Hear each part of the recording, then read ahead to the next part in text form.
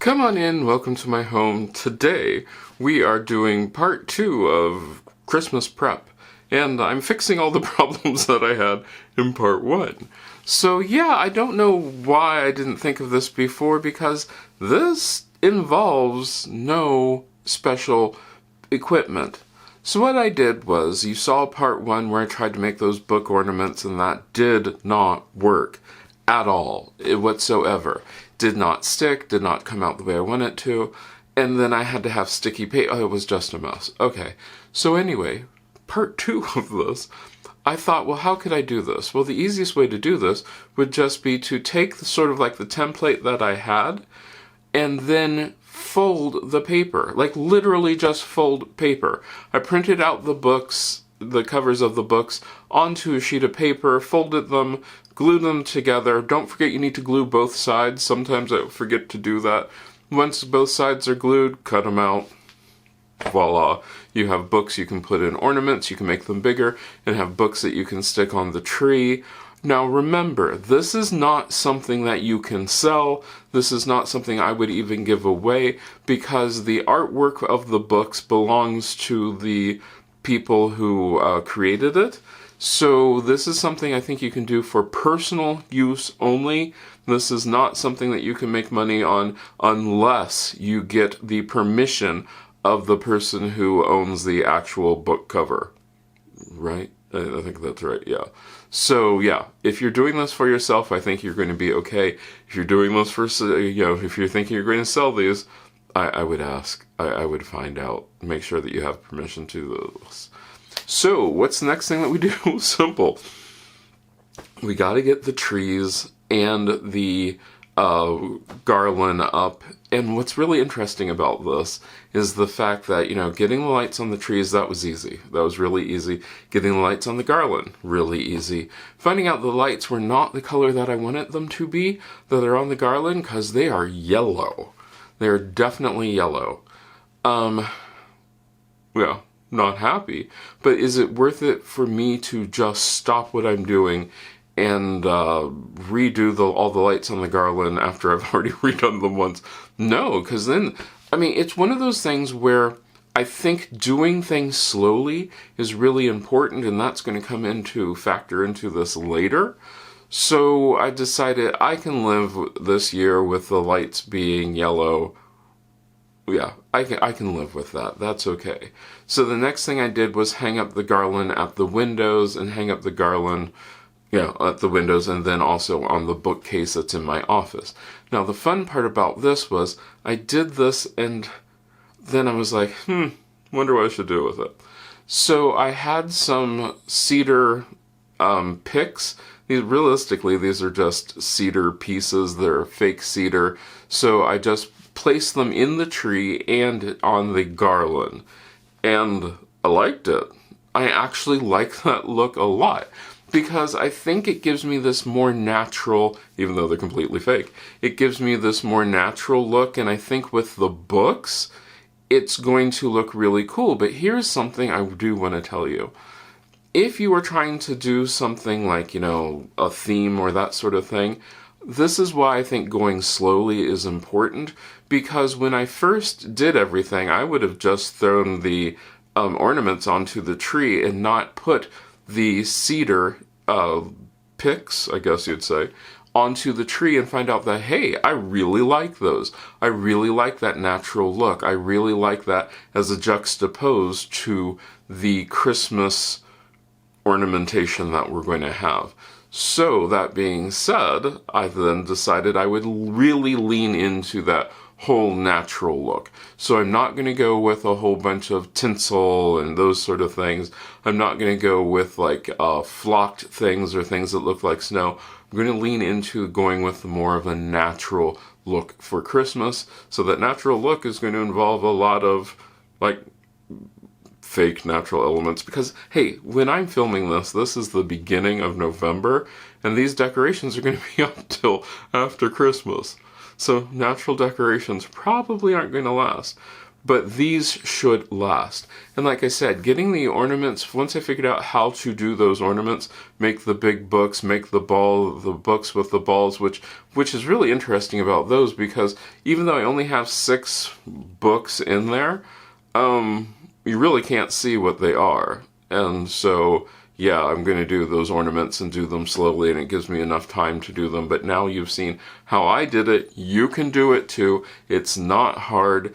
And all I did was take book covers of books that I have read, good books, bad books, trashy books, didn't matter. Took the book cover, printed it out, folded it, glued it, and we are done. So now, let's get on with getting the rest of the look with the pine and the garland. Let's get that done.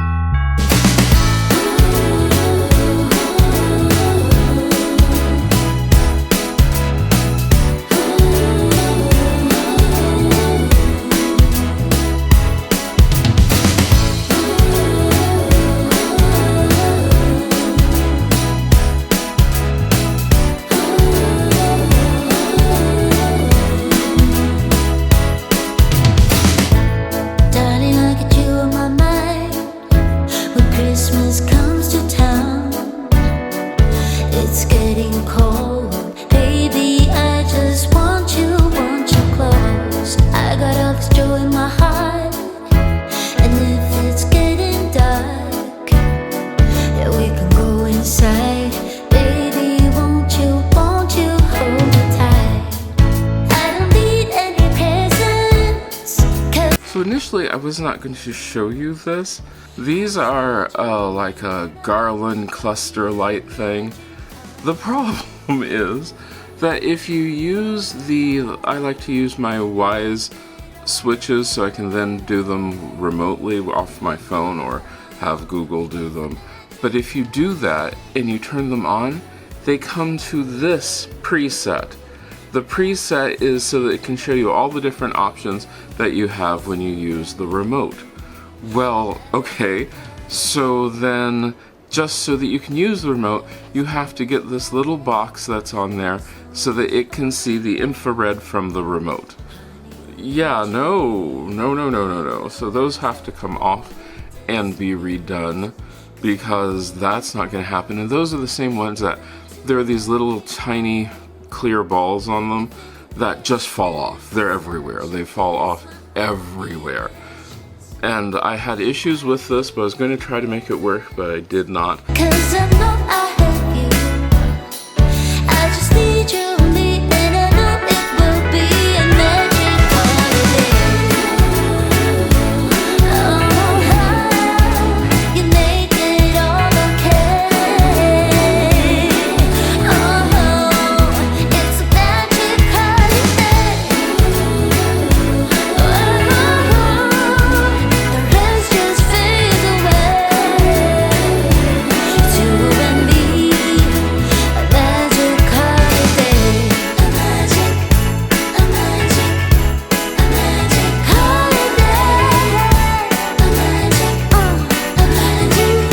A magic, I don't need any presents, 'cause I know I have you. So let's talk about a cohesive look for your greenery.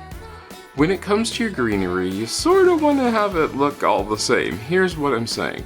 Like if you decide you're going to do a flocked tree, then probably your garland in that room, or preferably in your house, depending upon how you feel about it, should match the tree. If not, you're going to have things fighting with each other. So what I did was, since I put, like I said, the garland has the cedar pieces in it, so I'm also going to put the cedar in the tree. And since the room has some eucalyptus around and some ivy, I'm going to try putting some ivy and eucalyptus on the garland in the tree, so that way in this room it is a cohesive look. Now here's the thing. If you do not want to have that cohesive look throughout your house, don't.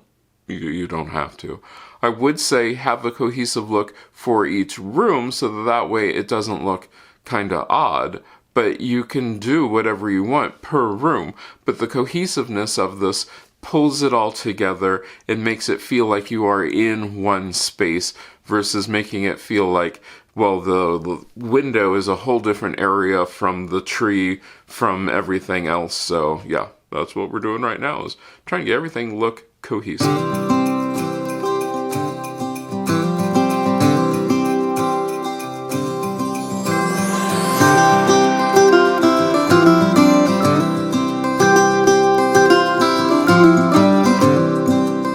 So a lot of this now is just rinse and repeat. It's a lot of putting the hangers onto the bigger books, printing out more of the small books and folding them, putting them into the ornaments.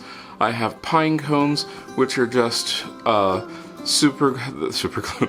They have hot glue with jute twine attached to hang them on, and that's it.